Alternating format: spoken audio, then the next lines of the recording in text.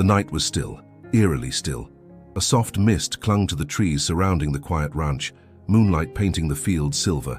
But beneath this calm, something sinister stirred. 3 figures crept through the shadows, their movements calculated, silent. Their target wasn't a vault of gold or a hidden stash of cash. It was a purebred horse, a majestic creature named Centella, whose grace and strength had become legendary in the region. In a matter of minutes, the criminals cut the fence, subdued the animal with a tranquilizer, and vanished into the darkness, leaving no trace but a trail of broken silence. Miles away, Marcos Diaz jolted awake, a sudden unease gripping his chest. A former Special Forces soldier, Marcos had found solace in the stillness of ranch life, away from the chaos of his past. Centella was more than a horse. He was Marcos's last connection to a world he'd left behind, a living reminder of loyalty, strength, and the battles they'd silently fought together. When morning came and Marcos found the empty stall, a storm erupted inside him. Tracks in the dirt, faint and deliberate, told a story of violation. The world he had carefully rebuilt was once again under threat. This is not just a tale of a stolen horse. It's a journey of redemption, revenge, and the enduring power of justice. Don't miss this gripping story of honor and retribution. Subscribe now and join us on the path Marcos must walk to reclaim what was taken and restore peace to his world. Marcos Diaz woke before dawn, as he did every day. The scent of dew-soaked grass filled the morning air, and a gentle breeze rustled the leaves of the mesquite trees lining his ranch. He stepped onto the porch, coffee in hand, and looked out across the rolling fields of his land, his sanctuary. In the distance, a dark figure galloped with elegance and power across the field. Centella, his black purebred stallion, cut through the mist like a shadow, muscles rippling with every stride. This was the rhythm of Marcos's life now, quiet, predictable, and healing.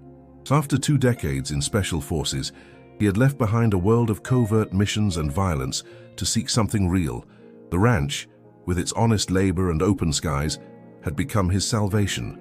And Centella, rescued from an abusive racing circuit years ago, was more than just a companion. He was family. Their bond was unspoken but deep.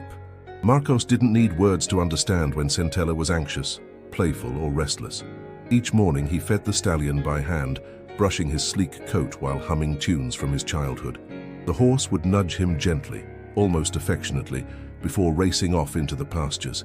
To outsiders, it was just a man and his horse. But for Marcos, it was the only kind of peace he'd ever known. As the sun rose higher, Pedro arrived on his ATV, waving from a distance.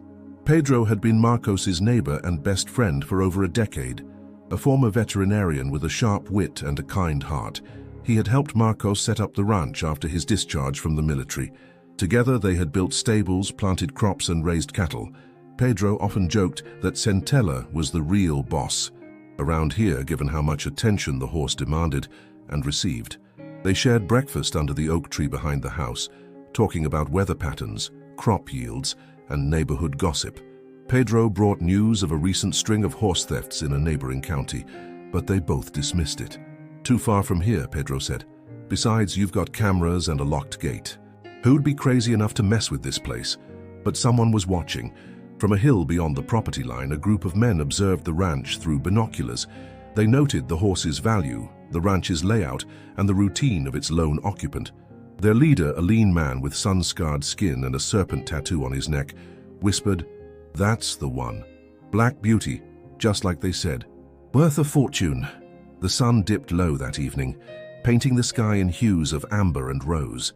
Marcos walked with Centella near the creek, enjoying the silence. He didn't see the glint of glass from the distant ridge. He didn't hear the quiet murmurs of those plotting nearby, but the stillness felt different. Centella paused, ears twitching, nostrils flaring. Marcos narrowed his eyes and scanned the tree line. Nothing, just wind and leaves. Still, the feeling lingered like a shadow, unseen, yet present. That night, Marcos bolted the gates, double-checked the barn locks, and lingered in Centella's stall longer than usual. The horse seemed unsettled.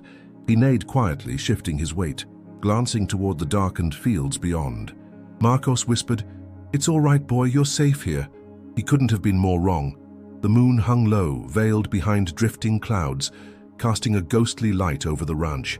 A dry wind swept across the fields, carrying with it the faint scent of gasoline and sweat. The night was quiet, too quiet. At precisely 2:13 a.m., the electric perimeter cameras blinked momentarily, just once. A disruption, a calculated interference. In the shadows beyond the stable, 3 men in black moved swiftly. Their faces were hidden beneath balaclavas, and their movements were disciplined, efficient. They had studied every inch of the ranch, memorized Marcos's routine, and knew exactly where to strike. One of them, tall and broad, used bolt cutters to slice through the padlock on the side gate. Another set up a portable jammer, ensuring that no signals could escape. The third, with a tranquilizer rifle, approached the stable quietly. Inside, Centella stirred, sensing something unnatural. His ears perked, muscles tensing, hooves shifting nervously. The man fired. The dart struck cleanly, and Centella buckled moments later, a low, distressed groan escaping his throat. They worked quickly, fitting a custom muzzle and a harness. With practiced hands, they loaded the limp body of the horse into a trailer, quiet, padded, untraceable. Within 10 minutes, they were gone, disappearing into the dark horizon like ghosts. Marcos awoke just before sunrise, a strange tension pressing against his chest. Something was wrong. He dressed quickly and walked to the stable, sipping his coffee, then froze. The store was open, empty, the feed untouched. A deep pit opened in his stomach. He dropped the cup and ran out, scanning the field, calling out, "Centella!" No answer, only silence. He inspected the store, no signs of struggle. But just outside the gate, faint impressions in the dirt told a different story. Fresh tire tracks, boot prints, and one broken dart, buried beneath a clump of hay. Marcos knelt, jaw tight, eyes scanning every detail like he'd done 1,000 times in the military.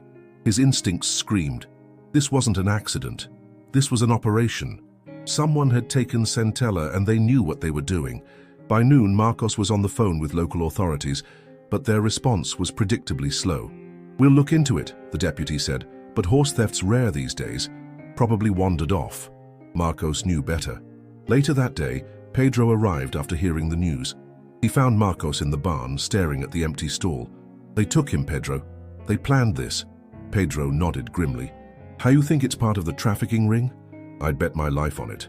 That evening, Marcos sat at his kitchen table, the stolen security footage playing on a loop. Glitches, static, then total blackout at 2:13 a.m. Whoever did this had resources, knowledge, and a purpose. This wasn't random. Across the border, in a dimly lit warehouse filled with caged horses, El Chacal inspected his newest acquisition. The infamous trafficker, known for his cruelty and his network of illicit sales, grinned as he ran a hand along Centella's mane. "Look at this beauty," he whispered. "He'll make us a fortune." His men laughed. One asked, "You think the owner will come looking?" El Chacal smirked. "If he does, we'll be ready." He turned away, the doors closing behind him with a metallic thud, leaving Centella sedated and imprisoned in the dark. Back at the ranch, Marcos stood beneath the stars, his hand resting on the gate. The soldier within him was awakening, and he was ready to go to war. The next morning, Marcos was already on the move before the sun broke the horizon.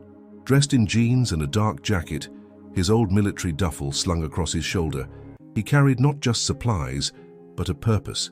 Centella wasn't just stolen property, he was family, and Marcos had vowed long ago never to leave family behind. He began with the underground, the places where law rarely reached. Old contacts from his past still whispered in the right circles. A former informant in San Fernando directed him to a man who knew the illegal horse circuit.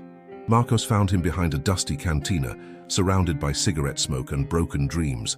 "They're moving high-end horses fast now," the man said, glancing around nervously. "There's a new player running the route, calls himself El Chacal, ruthless. If your horse got picked up, odds are he's already in the system." Marcos pressed a photo of Centella into the man's hand. "Have you seen him?" The man hesitated. There was talk of a black stallion, unique, sold quick. A buyer from the Sierra region, controls half the land and twice the fear. No one crosses him. Armed with a lead, Marcos traveled to the outskirts of a small town where rumors whispered of hidden auctions and lavish compounds. He stopped at roadside stables, asking questions, flashing the photo, watching eyes widen, then quickly look away. Fear was thick in the air. That only meant he was getting closer. Eventually, one stable hand caved. "He was here," the boy admitted, voice shaking. "3 nights ago, sedated, loaded onto a truck headed north. I heard them say La Hacienda del Norte. That's El Chacal's main buyer. A man who feeds his horses better than he treats people." That name hit Marcos like a gut punch. La Hacienda del Norte belonged to Victor Narvaez, a former cartel lieutenant turned land baron. Untouchable, protected, and violent, Marcos had crossed paths with him years ago in another life, back when bullets were currency and mercy was rare. He knew what kind of fortress Narvaez lived in. On his way back to town, Marcos's truck was boxed in by 2 black SUVs. They stopped in the middle of the road. No warning, no words. 4 men stepped out. No uniforms, just guns and cold expressions. "You're asking too many questions," one said, pointing a pistol at Marcos's chest. "Go back to your little ranch, forget the horse." Marcos didn't flinch. "I don't forget," he said, eyes like stone. A tense silence followed, broken only by the wind. The men didn't press further, they didn't need to. It was a warning, not a kill order, not yet. Back at the motel, Marcos stitched a shallow cut on his arm from the scuffle. Just a scratch, but a reminder. This wasn't going to be clean. The more he dug, the more dangerous it became. But it also meant he was on the right trail. That night, Pedro called. "You okay?" "I'm fine." "You found something, didn't you?" "Yeah, and it's worse than I thought." Pedro didn't hesitate. "Do you need backup?" "Not yet," Marcos replied, "but stay close to the phone." He hung up and sat in silence for a long time, staring at a map spread across the bed. Circles, red marks, coordinates. The next step was clear, but it wouldn't be easy. He was walking into a world that thrived in shadows, but Marcos Diaz had once been the shadow, and now he was hunting. The road to La Hacienda del Norte was long and treacherous, winding through canyons and dense patches of thorny mesquite. Marcos didn't drive straight in, of course. That would have been suicide.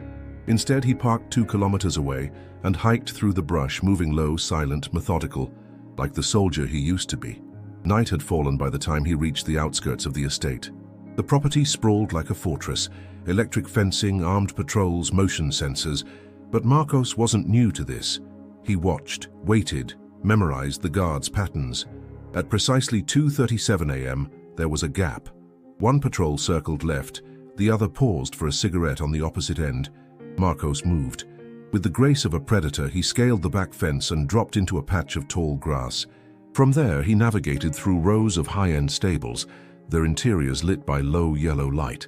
The scent of expensive feed and leather saddles filled the air. These weren't just horses, they were trophies. He didn't call out for Centella. That would be reckless. Instead, he moved from stall to stall, scanning each one. Chestnuts, palominos, grays, all beautiful, none his. Then a sound, a soft, familiar snort. He turned, breath catching. At the far end of the stable, isolated from the others, stood a black stallion. Powerful, elegant, unmistakable, Centella. But something was off. His posture was stiff, his eyes unfocused, still sedated, perhaps injured. Marcos stepped closer, hand trembling as he reached through the bars. The horse twitched, then blinked. Recognition flashed in his eyes. A quiet grunt escaped him, weak but real. Marcos whispered, "I found you, boy." He began inspecting the lock, but the sound of footsteps shattered the moment. Voices, 2 guards approaching fast. No time to think. Marcos slipped behind a pile of hay just as the guards entered. One muttered, "Boss says this one's headed to Veracruz by morning, special delivery." The other laughed. Poor bastard who lost him. Probably still looking. They left after a few minutes, oblivious. But Marcos knew the window was closing. He crept out, planting a tracker under Centella's stall floor. Then, silently, he backed out the way he came, retracing every step, every breath, almost free. But just as he reached the fence, a sharp voice barked behind him, "Alto!" Flashlight beams exploded across the night. Marcos ran. Bullets cracked the air as he sprinted into the brush. One grazed his shoulder, burning hot, but he didn't stop. He moved like a ghost, diving into the ravine where his truck was hidden. Back behind the wheel, adrenaline surging, he tore down the dirt road, gritting his teeth through the pain. He didn't have Centella, not yet, but he had something just as valuable, confirmation. The horse was alive, and now he had a tracker on him. Back at Pedro's house, his friend cleaned the wound without asking questions. Marcos winced but didn't flinch. "Worth it?" Pedro asked. "Every second. You know they'll come after you now. I'm counting on it." They exchanged a look, part worry, part resolve. The game had changed. Marcos was no longer searching blindly. Now he had eyes on the inside, and war was coming. The morning after the escape was quiet, but not peaceful. Marcos sat at Pedro's kitchen table, shirtless, the fresh bandage on his shoulder already stained with red. Steam rose from a mug of black coffee, untouched. His mind replayed the previous night on a loop. Centella's weak eyes, the voices, the near miss at the fence. Pedro finally broke the silence. "You can't do this alone, not anymore." Marcos looked up. "I won't. Not this part." Pedro picked up his phone, scrolling through contacts before landing on one labeled only as H. "He owes you, right?" Marcos nodded. "More than once." 2 hours later, Captain Herrera arrived. A grizzled man in his 50s with a chest like a barrel and eyes like ice. Herrera had once commanded a special ops unit in which Marcos had served. After retiring, he drifted into the security world. Private contracts, unofficial favors, the kind of help you couldn't hire with money. They greeted each other with a firm handshake and no words. Soldiers didn't need them. Inside the barn, Marcos laid out everything. The footage, the tracker's signal, the names involved, the warehouse locations. Herrera took it all in without interrupting. When Marcos finished, the captain simply said, "We'll need eyes, weapons, and discretion." "I can get us into the auction," Pedro added. "I know a vet who supplies forged health papers for exotic animals. He can get us registered. No questions asked." Marcos raised an eyebrow. "You've been holding out on me." Pedro shrugged. "How you think you're the only one with a past?" With the team forming, they set their plan in motion. Herrera would gather surveillance equipment and a small support crew, vets from the old days who owed favors or missed the adrenaline. Pedro would work his contact to get them credentials for the upcoming illegal horse auction, rumored to take place at a covert location within 2 days. Marcos would track Centella's movements using the beacon he planted beneath the stall. As they prepared, they dug deeper into El Chacal's operations. The more they uncovered, the darker the truth became. This wasn't just a trafficking ring. It was a vast, violent empire. Horses were stolen, abused, traded, and even experimented on for underground racing events. Centella was only one of dozens, perhaps hundreds, each one with a story of suffering. Marcos felt the rage building, not just because of Centella, but because he knew what it meant to be broken and discarded by a machine that didn't care. He had been there, and now he would burn that machine to the ground. Late that evening, as they loaded supplies into an unmarked van, Pedro pulled Marcos aside. "You sure you're ready for this? You've got a shot to walk away before this becomes a war." Marcos tightened a strap on his gear. "It's already a war." Pedro nodded solemnly. "Then let's win it." That night, the three of them sat in silence around a fire outside the barn. No need for speeches. Each knew the risks. Each accepted the weight of what lay ahead. Centella's tracker blinked steadily on the laptop screen beside them, still transmitting, still alive. And now, they weren't just coming for one horse. They were coming to end a kingdom built on cruelty. The night of the auction arrived cloaked in secrecy. The location had been revealed only hours before. An abandoned hacienda, hidden deep within a valley, surrounded by thick forest and far from any paved road. The perfect place for something the world wasn't meant to see. Marcos, Pedro, and Captain Herrera approached in an unmarked livestock trailer. Their papers, carefully forged, identified them as exotic breeders from Querétaro. Pedro, dressed as the frontman, handled the talking. Marcos and Herrera stayed quiet, playing the role of silent bodyguards. They passed through 2 security checkpoints. Each man they encountered was armed and wore no insignia. These weren't amateurs.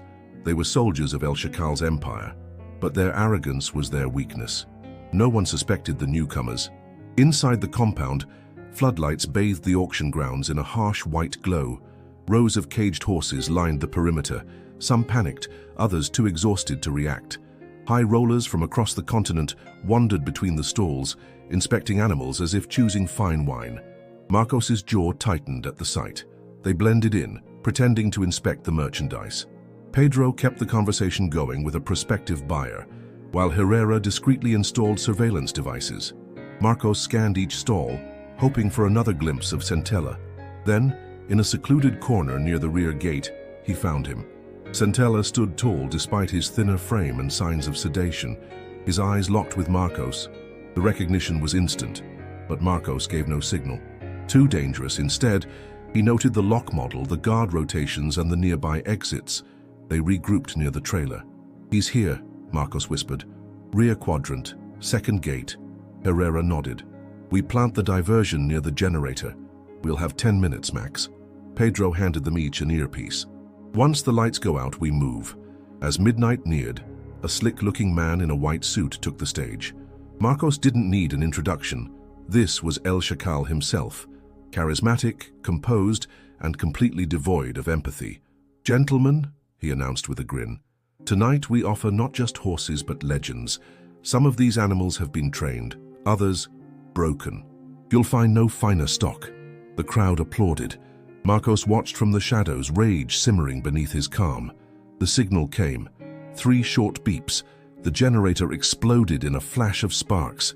The floodlights died. Shouts rang out. Gunfire followed. Marcos and Herrera sprinted through the chaos, taking down 2 guards in silence. Pedro opened the trailer and prepped the ramp.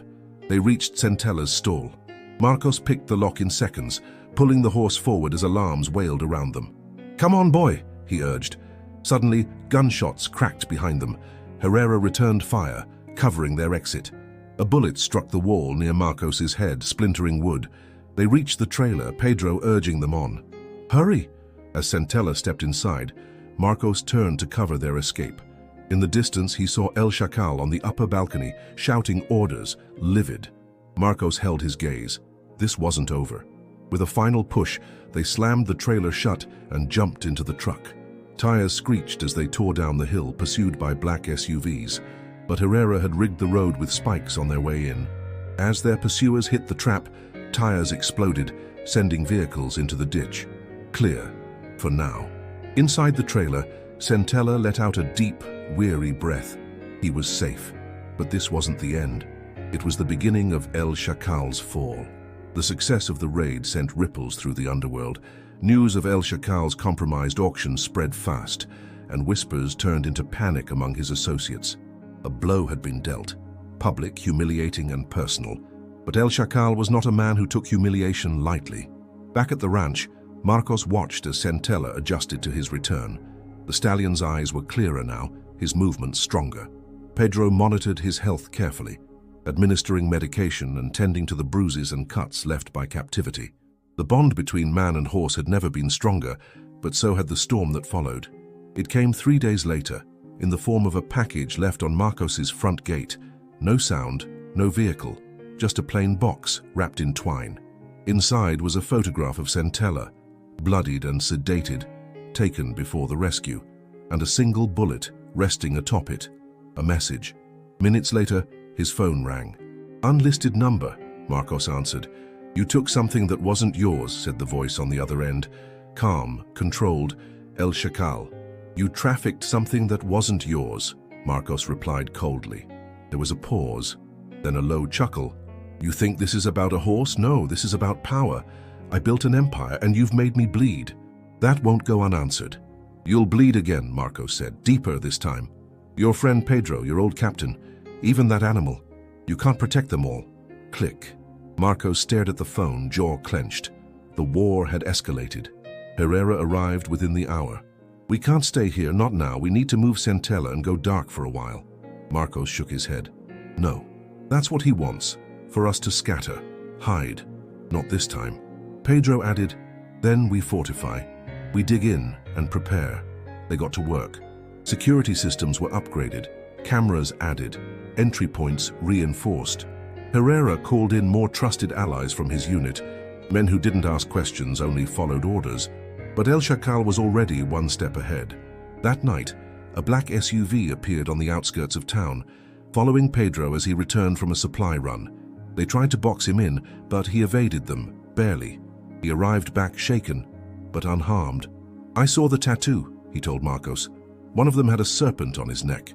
It was confirmation El Chacal had sent his men. They knew where to strike, and they were watching.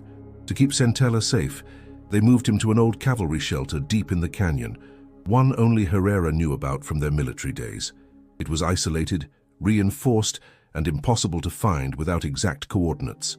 As they secured the shelter, Marcos stood beside his horse, brushing his mane in silence. "You've been through hell, haven't you?" he murmured. "But it's not over." "Not yet." He turned to Herrera and Pedro. "I'm done reacting. I'm going on the offensive. If El Chacal wants a war, I'll bring it to his doorstep." Pedro nodded. "You've got us," Herrera added, "and I've already located his central operation hub. A ranch in Durango. That's where he's hiding. That's where this ends." Marcos looked out over the mountains. He was no longer chasing stolen property. He was dismantling a legacy of cruelty, piece by piece. And El Chacal had just become the hunted. The mountains of Durango were unforgiving, rugged, remote, and ideal for hiding things no one was meant to find. But Marcos had the coordinates, and more importantly, he had a plan. Herrera had spent 2 days gathering intel. Satellite images confirmed movement at El Chacal's stronghold, a sprawling compound, camouflaged as a breeding facility, surrounded by armed guards, watchtowers, and reinforced structures. It wasn't just a hideout, it was a fortress, but it had one vulnerability, a blind spot. During the day, a cargo truck delivered supplies through an old access tunnel on the east side. No guards, no surveillance. The tunnel had once been a mining route, now it would be their point of entry. Marcos stood over a hand-drawn map with Herrera and Pedro. "We breach through the tunnel at 300, silent entry. No distractions. We get in, we find the files, we take down the operation." Pedro raised an eyebrow. "No mention of revenge?"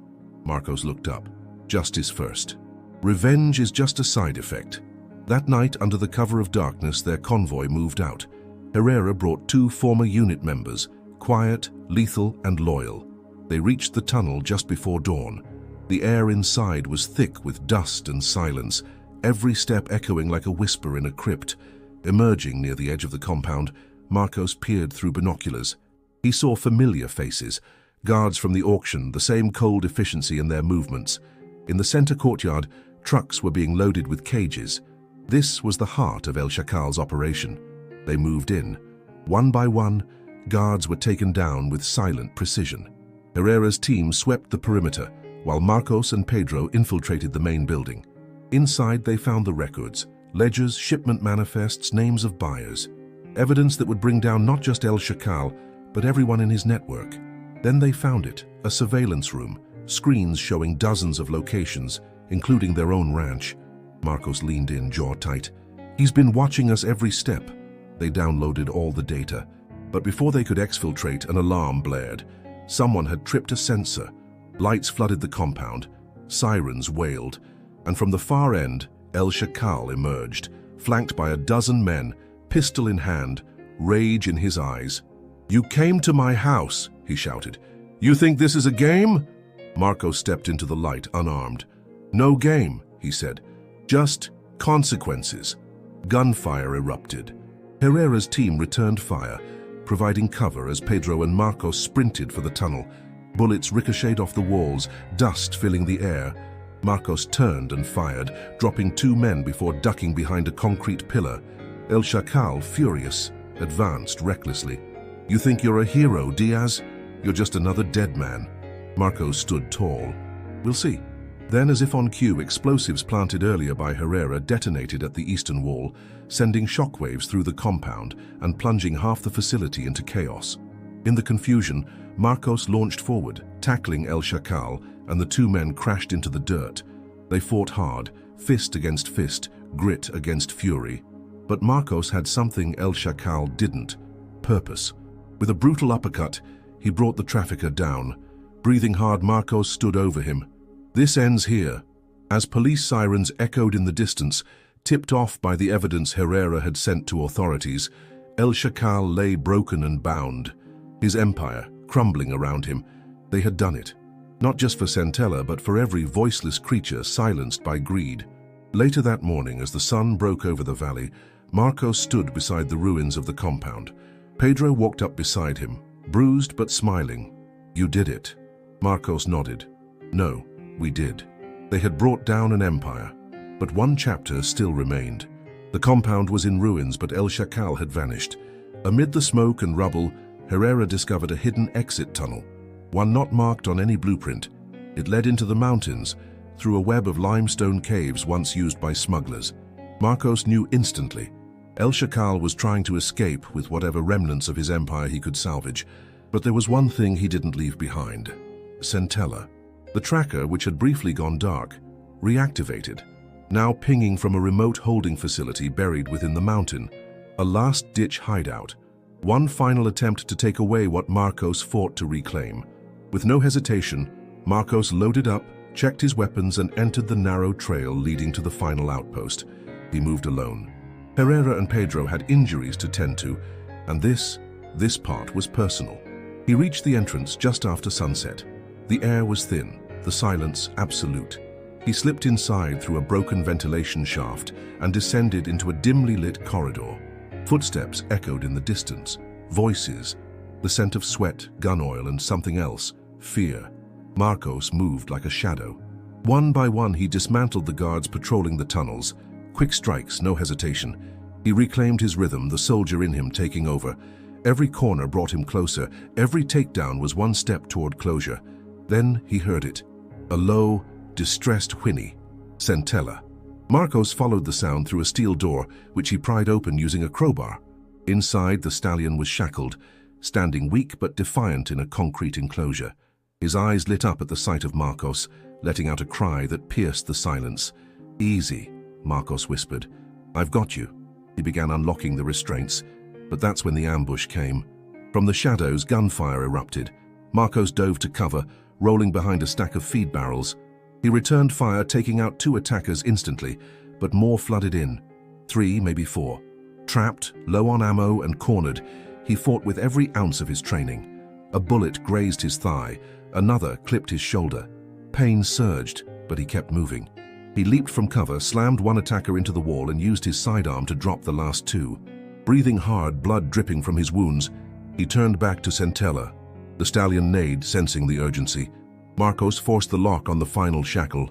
Centella stumbled forward but regained his balance. "We're not dying in here," Marcos said, more to himself than the horse. But as they prepared to exit, a door creaked open, and there stood El Chacal, pistol in hand, fury in his eyes, blood on his shirt from their last encounter. "You just don't quit," he growled. Marcos raised his gun, but El Chacal was faster. He fired. The bullet struck Marcos in the ribs, knocking him down. The world blurred, pain roared through him, but Marcos didn't let go of the gun. Through gritted teeth he aimed, hand trembling, and fired back. The shot hit El Chacal's arm, sending the pistol flying. The trafficker stumbled, then charged forward with a knife, yelling in rage. Marcos rolled to his feet just in time. The 2 men collided in a brutal primal fight. No tactics now, just raw survival. They traded blows, bone against bone. Marcos, weakened but burning with purpose. El Chacal cornered, desperate and vicious. At one point, El Chacal pinned Marcos against the wall, blade inches from his throat. But then, a voice echoed from the tunnel. "Marcos!" "Pedro." Seconds later, Pedro burst in, rifle raised. One clean shot. El Chacal dropped. Marcos slid down the wall, breathing heavily, body shaking. Pedro rushed over, eyes wide. "I told you not to go alone." Marcos smirked, blood on his teeth. "You're late." Together, they helped Centella out of the concrete room, into the moonlight, and down the path to freedom. But one final breath of vengeance still lingered, and justice wasn't done. Not quite yet. The night air outside the hideout was thin and cold, filled with the scent of dust, smoke, and sweat. Marcos limped beside Centella, one arm draped around Pedro's shoulder for support, his ribs burning with every breath. Behind them, the cave where El Chacal had fallen into silence faded into shadow, but something didn't feel right. "Where's Herrera?" Pedro asked, eyes scanning the horizon. Marcos frowned. They'd set a rendezvous point a mile downhill, where Herrera and the extraction vehicle were supposed to wait, but no headlights cut through the dark, no radio signal, just static. Then a shot rang out in the distance. They dropped instantly, instincts taking over. "Ambush!" Pedro hissed. "No!" Marcos narrowed his eyes. "Diversion." He looked toward the ridge and spotted movement, figures 5 or 6 surrounding a black SUV, Herrera's SUV. "Go," Marcos said, turning to Pedro. "Get Centella to the backup point. You remember the coordinates?" Pedro nodded. "What about you?" "I'm ending this." Without waiting, Marcos moved uphill, his knife in hand, pain forgotten. As he crested the ridge, he saw Herrera kneeling beside the SUV, gun on the ground, held at bay by 3 armed men, and a 4th figure stepping from the vehicle. El Chacal, bleeding, but alive. Wounded, yes, but not dead. Pedro's shot in the tunnel had only grazed him. The man was pure venom and grit. Marcos emerged from the shadows like a ghost. El Chacal turned, eyes widening in disbelief. "You again?" "You should have stayed down," Marcos replied. Then he charged, no weapons, no mercy. They met in the middle of the clearing like bulls, fists flying, dirt churning underfoot. Herrera grabbed a pistol from the ground and neutralized one of the guards before being tackled by another. Chaos erupted as Marcos and El Chacal locked in their final fight. It was brutal, primal, and personal. The trafficker fought like a cornered animal, wild, unpredictable. Marcos, despite the pain and blood loss, moved with precise, brutal intent. He used his environment, rocks, branches, even the terrain, to wear El Chacal down. But the trafficker wasn't letting go. "You think killing me will change anything?" he spat, wiping blood from his mouth. "There's always another man, another buyer. You can't kill them all." Marcos didn't answer. He just kept swinging. The final blow came like thunder, a punch that sent El Chacal staggering backward into a sharp boulder, cracking his head with a sickening thud. He collapsed, this time unmoving. Herrera stood, bloodied but alive. The remaining guards had fled into the night. Marcos fell to one knee, the adrenaline draining from his system. "Is it over?" Herrera asked. Marcos looked at El Chacal's body. "No," he said. "Now it begins." They gathered the files from the SUV, hard drives, paper trails, bank accounts, proof of the network's routes, buyers, government contacts, enough to dismantle not just El Chacal's ring, but the ones that would try to replace him. At dawn, Pedro met them with Chentella, safe and calm, grazing near the pickup point. The stallion nudged Marcos gently, as if checking on his condition. "I'm good, boy," Marcos whispered. "We made it." With the data in hand and the kingpin eliminated, they left the mountains behind. News of El Chacal's death spread like wildfire through the underworld. His empire fractured within days. His partners vanished. The auctions stopped. The horses, those who remained, were liberated. Justice, once only a dream, had been delivered with quiet fury. As for Marcos, the war was over. But peace would take time. He had faced his past, reclaimed what mattered. And now, as Centella ran free once more on the open land, Marcos watched in silence. A soldier, a fighter, a protector, and finally, free. Weeks passed. The ranch returned to its quiet rhythm, the wind whispering through the fields, the distant call of birds at sunrise, and the steady beat of Centella's hooves across open land. Marcos stood at the edge of the pasture, arms crossed, the morning light brushing against his weathered face. Peace had returned, but it was not the same peace he once knew. He had gone to war not just to reclaim his horse, but to reclaim himself. And in that fire, something deeper had been forged. Not vengeance, but purpose. Centella, stronger every day, had become a symbol of endurance, of loyalty, of freedom. The story of their bond had reached beyond the ranch. Authorities, fueled by the evidence Marcos and his team had exposed, dismantled trafficking networks across 3 states. Dozens of horses were recovered. Victims of a silent, hidden world now had a chance to heal. Pedro still visited every morning, coffee in hand and sarcasm in full swing. Herrera, now working with an animal rescue unit, called regularly with updates on ongoing operations. Life was moving forward, but Marcos remained grounded in one truth. True strength lies not in vengeance, but in justice. As the sun dipped below the horizon that evening, Marcos brushed Centella's coat in silence. The horse neighed softly, and Marcos smiled. Then his phone buzzed. An encrypted message, no name, just a location, a question. "You're needed." Marcos stared at it for a long moment. He looked toward the ranch, then back at the screen. The past never truly stays buried. He exhaled slowly. A new mission was calling.